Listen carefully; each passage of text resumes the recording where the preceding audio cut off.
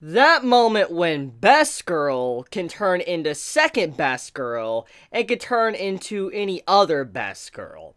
That's a lot of best girls in one package.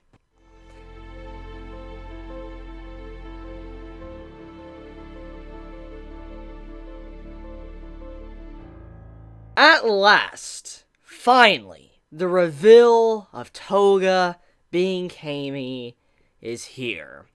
Now, just as a brief FYI, there's been a lot of hints towards Toga being Kami since the introduction of Kami's character, which I am going to cover. If you watched my episode review a few weeks back, like 4 or 5 weeks ago, you most likely caught it if you are a manga reader, but if you didn't, well, I want to enlighten you. There was a scene when Kami was first introduced, and you see Anasa introduced for the first time, and you see blood coming off of his face, and you see Kami in the background. It's like, oh, that's a lot of blood. You see Kami say that line. Now, at first glance, when you see that, it's just a comedy scene. You're just like, okay, she's just noticing that the man's bleeding a lot after just being so passionate and just expressing himself.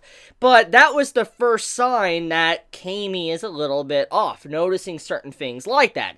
Then we actually have Kami have contact with Izuku amongst the exam, and it was a very different presence compared to everyone else. At first glance, you might assume she's very over the top and she just might be fascinated by Izuku because of just, how far he's come since the very beginning or something, because, UA has been in the news a lot, and so maybe that's the reason why Kami was, kind of attached to him in a way. And also, many might throw along the lines of like, oh, Izuku's building a harem. Even I, myself, I mentioned that in my anime review, and even in the manga reviews, I remember doing that. But basically, you might assume like it'd be a typical, like, cliche or something that the MC has a lot of female characters coming after him. And in a lot of ways, Izuku slightly does. Not a lot, but slightly. And many might assume that Kami was coming after Izuku, and they'd be like, oh wow, another female character coming after him. We have Mei, we have Ochiko, we have, Kami now, we had Toga, so you're like, whoa, he's just getting all these girls coming after him. And that was the first true sign, though, that there was also something off with Kami, too.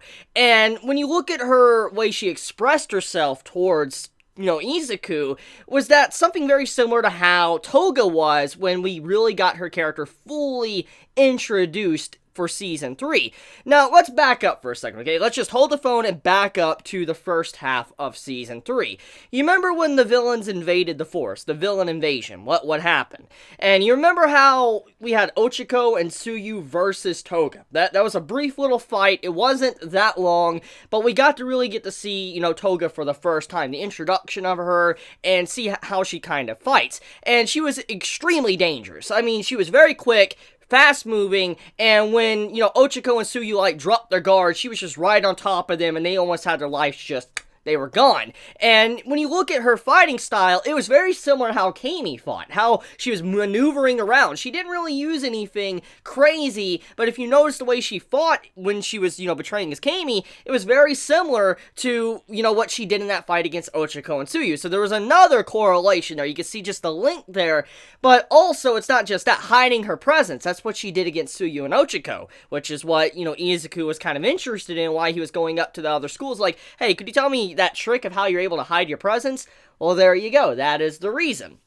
So yeah, it's been in your face for a while that Toga, it was Kami all along. Hopefully not many of you got spoiled on this, because I know how this is when it comes to anime and manga communities. Many people love to spoil everything. I've tried to not spoil anime onlys. I personally have went out of my way to make sure I don't spoil major events when I do these anime discussions for episodes, and I really do hope majority of you that did watch this episode and have been watching, Season 3 of My Hero Academia, that is anime only, hopefully you weren't spoiled for that reveal, because it was a really good reveal. It was a really shocking reveal, because you're like, oh crap, it makes sense, all the pieces are tying together, because earlier on in the season, Ochiko got her blood stolen by Toga. And we didn't really know what Toga's ability was. It was never revealed. We never knew what it was. And so that was always in the background, but you didn't really know. And it was kind of pushed to the side until it was finally relevant. And we got to see the reason why Toga was interested in blood and stuff was because she could use that blood, ingest it,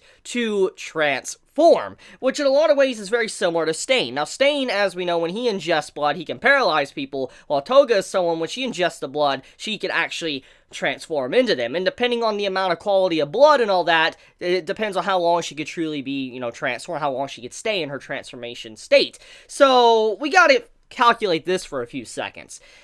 Toga was Kami for 3 days. That's what was basically discussed. It was said that Kami was acting very odd for up to 3 days. Now, for all we know, maybe it could be almost close to 4 days that Toga was being like, Kami. But regardless, we have to realize that something has happened to Kami, because she started acting very weird for the past, few days, 3 or so days, and, she obviously isn't that Kami we got to see in the exam, and so you're like, oh crap, like, is she alive? Is she dead? Like, what's really going on here? Because we know Toga is an individual that has a track record. She has ended a lot of people. I mean, her introduction, when she is first introduced into the series, you see how she's in a room where there's a dude laying on the ground dead. So, I mean, she is not someone that doesn't know how to just, get rid of people. So, Toga, she has a track record. So, it makes you wonder, obviously Kami has been being used for her blood, for Toga continuously can transform into her, but it still doesn't stop the fact that where is she at? Is she okay? Is she already dead? Who really knows? So yeah, a lot of things building up with that reveal with Toga, and like I said, it's just an amazing reveal, and it really just sets up certain events to come for the series. But also, now that Toga has Izuku's blood, she can also transform into him. Now, I want to do a brief clarification, because many might be freaking out and saying, wait a minute, does this mean that Toga's going to be able to use One for All or something? No. That's not how it works. Let me give a reminder for all of you, just in case you have forgotten. Izuku's quirk, or One for All, that's been passed down for many generations, it's a quirk that can only be passed down through DNA, obviously. Eat this, that's what All Might did for Izuku, but it has to be willingly transferred, so someone can't just, walk up to you, steal some of your blood or DNA, and get One for All from you. It doesn't work like that. You have to willingly be willing to pass on the quirk. That's how Izuku got the quirk from All Might, was that All Might wanted Izuku to have it. So, even though someone steals Izuku's blood, or, can transform into him thanks to that, doesn't mean that they get their hands on One for All. Izuku willingly has to say, here you go, you can have One for All. Now, if someone is able to brainwash him in any way, now that's a whole other separate issue. Who really knows if One for All could be stolen from him if he's brainwashed? But at the time being, though, just because Toga has his blood doesn't mean that One for All is in jeopardy by any means, okay? So, there's some clarification, just in case you were unaware of it. We got the conclusion to the exam. We got to see who passed and who failed.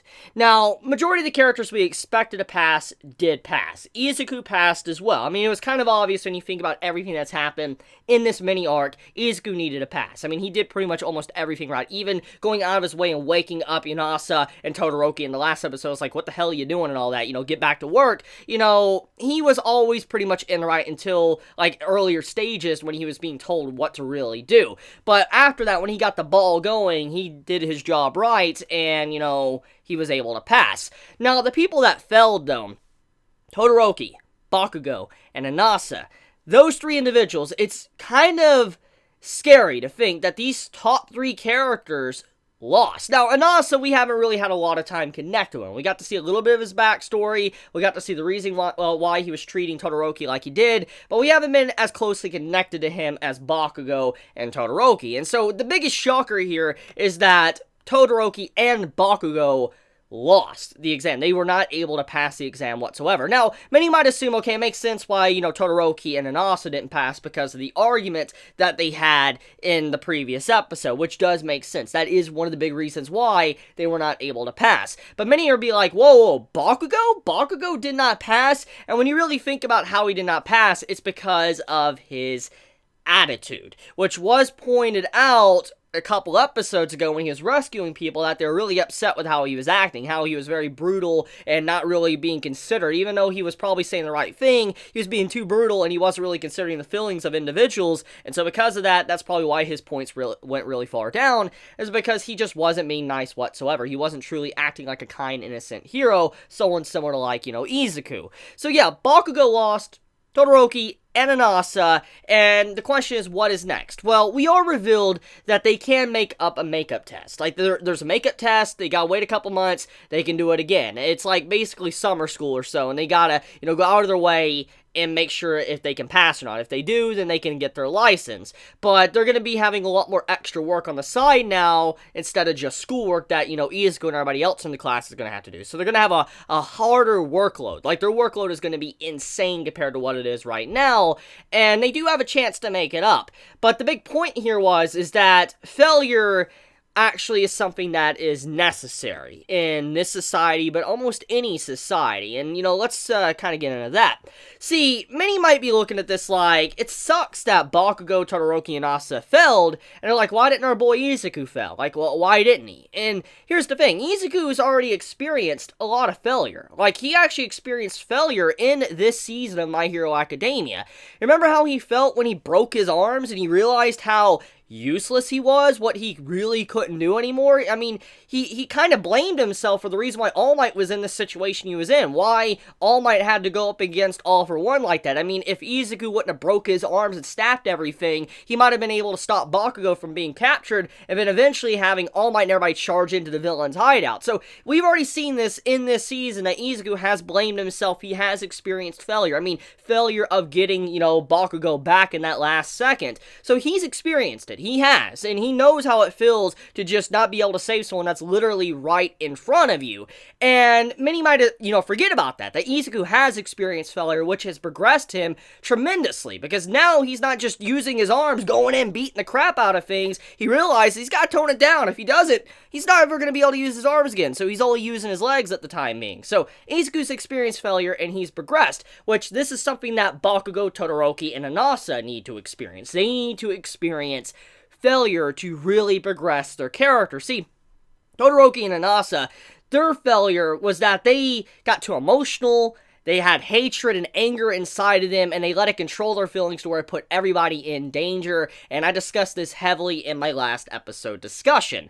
And so when you think about that, it's like, okay, that makes sense how that was done. And what the big point here is that they both woke up and realized that they need to move past the past and move forward. Like, Todoroki learned that he's going to deal with many people like Anasa throughout his life. There's going to be many people that are going to be Endeavor haters, not like Endeavor at all. There's going to be people that are going to just be straight up awful and want to really make him angry. He needs to be able to overcome that, look past that, not let it get to him that much to be able to do his job properly. He needs to understand that there's just going to be many situations where people are going to be confrontational, and you got to kind of get over that. You got to move past it, not let it get to you as much as it did. While Anasa, he let his anger blind him for what he really needed to do. Because these two individuals, if they would have not gotten that argument, they would have passed probably with flying colors. But because they were so focused on, faults with each other, just wanting to be aggressive or confrontational, it resulted in their loss. But they have realized their flaws, and they are trying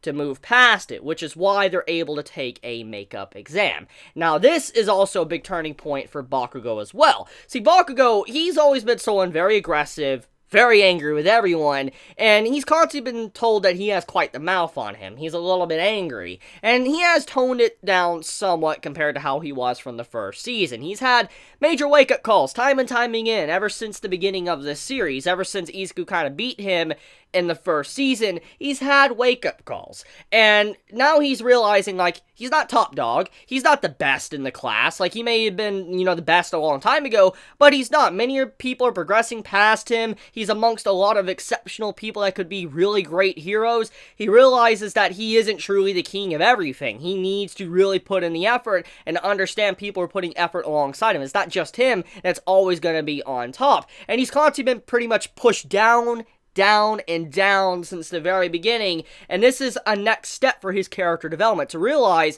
that he needs to put aside his anger, he needs to put aside his petty childishness that he's had towards Izuku since the very beginning, and with him, challenging Izuku to a legit fight at the end, it's kind of like he's, finally looking past Izuku just being a pebble on the road, and is like, you're a true challenge. You're someone that really I have to overcome to be able to be a number one hero, to be the next symbol of peace or something. That's what Bakugo's thinking. So like I said, it's a very powerful moment. The failure that Bakugo just received is set in motion a lot of things, a lot of events for his character to really just complete his character development. And I know many are going to really love his character once everything is said and done, because I remember when this happened in the manga, many were like, holy crap, Bakugo's going through a lot of development. Like, this man has changed a lot compared to how he was. And oh yes, he is changing. He is definitely changing. He's going to go through a radical change in character very soon.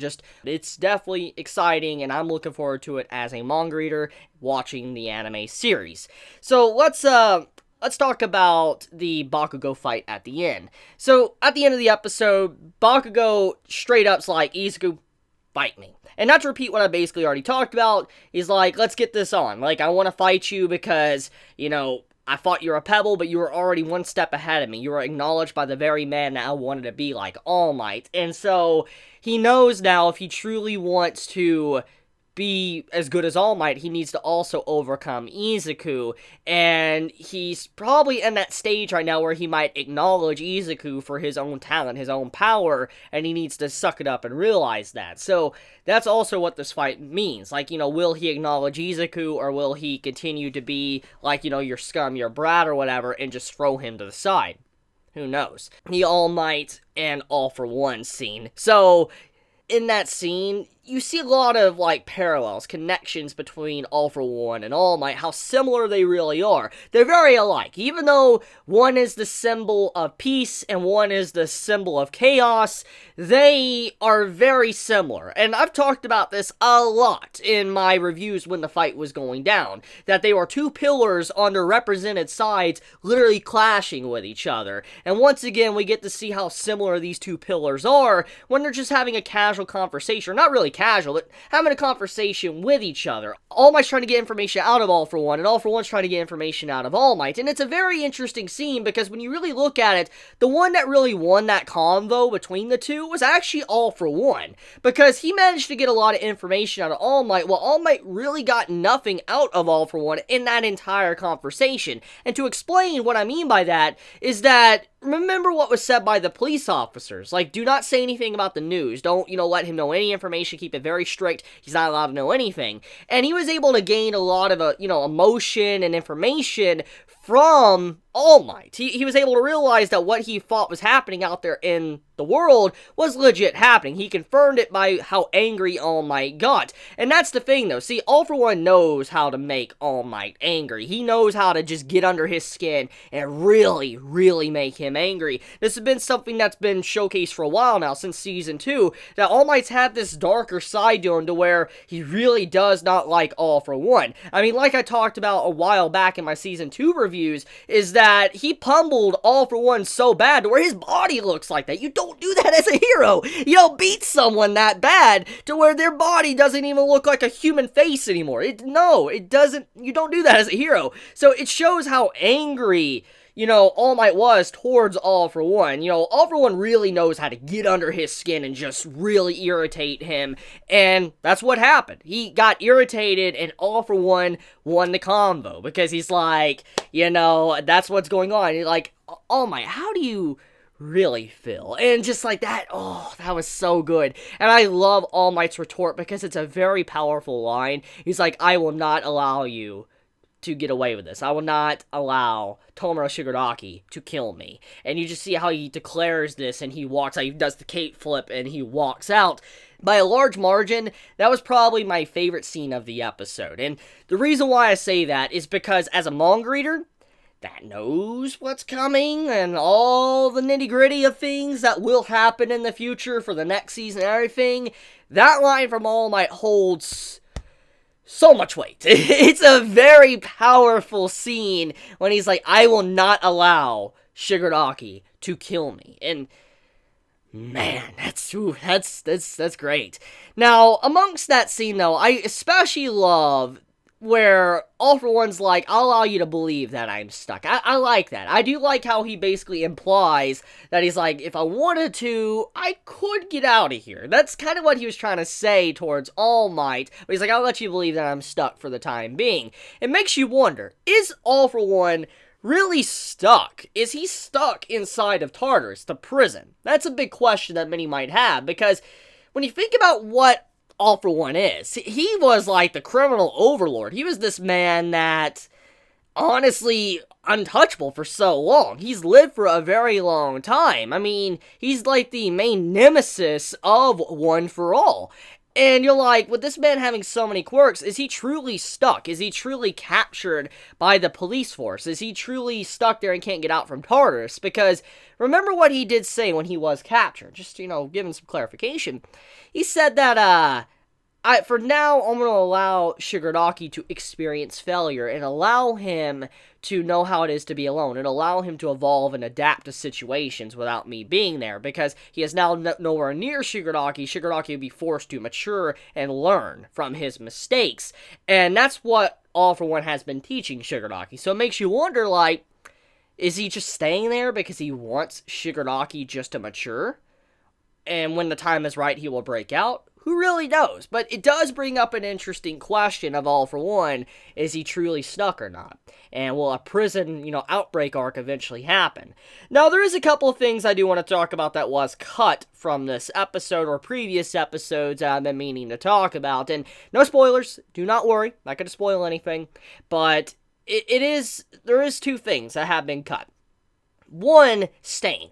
There was a scene, not going to go into, details of it, but there was a scene with Stain that we were supposed to see. We were supposed to see how Stain actually noticed All For One was in the same prison as him. He took, action and, was realizing it, and that's, all I'm going to clarify on that scene. But we were supposed to see Stain a while ago, when All For One first got into the prison, but that was skipped, a bit ago, which I don't really understand the reason why.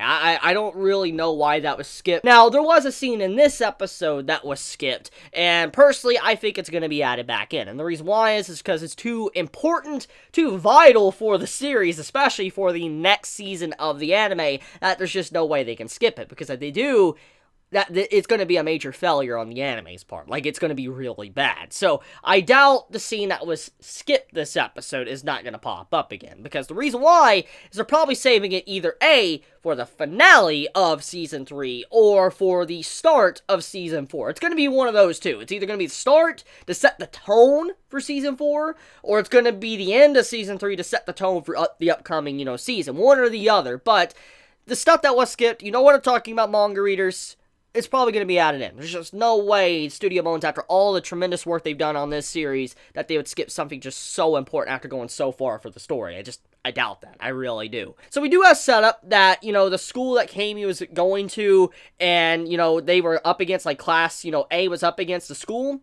We have set up that Joke and Aizen were setting up, joint cooperation, that the two schools will have little, matches against each other in the future, so we will see these characters again. It's not the final time we will see these characters. They will pop up back again. They will be relevant once again, and so that was set up for the future of the story. Now, we also have a very wholesome scene with Izuku after he gets his license. He's like, I got my license, let me send a picture to my mom and All Might. It's a very adorable scene because it perfectly represents Izuku's character, because the first thing he does as soon as he gets his license, he sends a picture to his mom and All Might, because how much he cares about them, because technically he's not just walking by himself to the goal he wants, he has All Might and his mom alongside of him, pushing him forward for he could be the greatest hero. It's a very sweet scene, it's definitely adorable, it's just so wholesome compared to everything else that we see from this episode, because there's a lot of dark stuff that does happen